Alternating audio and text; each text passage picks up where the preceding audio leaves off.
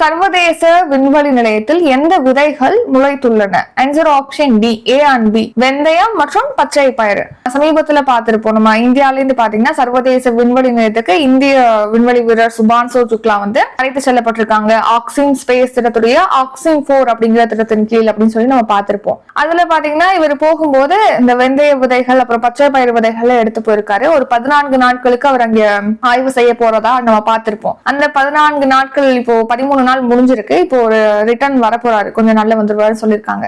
சரி, இப்போ இந்த நிலையில இந்த விதைகளை எடுத்துட்டு போய் அங்க முளைக்க வச்சிருக்காங்க. அது இப்போ முளைச்சிருக்குன்னு சொல்லியிருக்காங்க. வெந்தயமோ பச்சை பயிரும் அந்த விதைகளானது முளைச்சிருக்கு அப்படின்னு சொல்லி இப்போ தெரிவிச்சிருக்காங்க. ஏற்கனவே இதே மாதிரி நம்ம ஸ்பேடெக்ஸ் ஸ்கீம்ல பார்த்திருப்போம். ஸ்பேடெக்ஸ்ல வந்து PSLV C-60 ராக்கெட்ல பாத்தீங்கன்னா இந்த தட்டை பயிர் விதைகளை எடுத்துட்டு போயிருப்பாங்க. அது முளைச்சிருக்குன்னு சொல்லிட்டு ரீசெண்டா கரண்ட் அஃபேர்ஸ்ல பார்த்திருப்போம். அதை தொடர்ந்து இப்போ சர்வதேச விண்வெளி நிலையத்துக்கு சென்ற முதல் இந்திய வீரரான சுபான்சு சுக்லா வந்து அங்கே வெந்தயம் மற்றும் பச்சை பயிர் விதைகளை முளைக்க வச்சிருக்காங்க. அந்த முளைத்த அந்த தாவரங்கள் பாத்தீங்கன்னா பூமிக்கு கொண்டு வரப்பட்டு அடுத்த கட்ட ஆய்வுகளானது நடத்தப்படும் அப்படின்னு இப்ப தெரிவிச்சிருக்காங்க.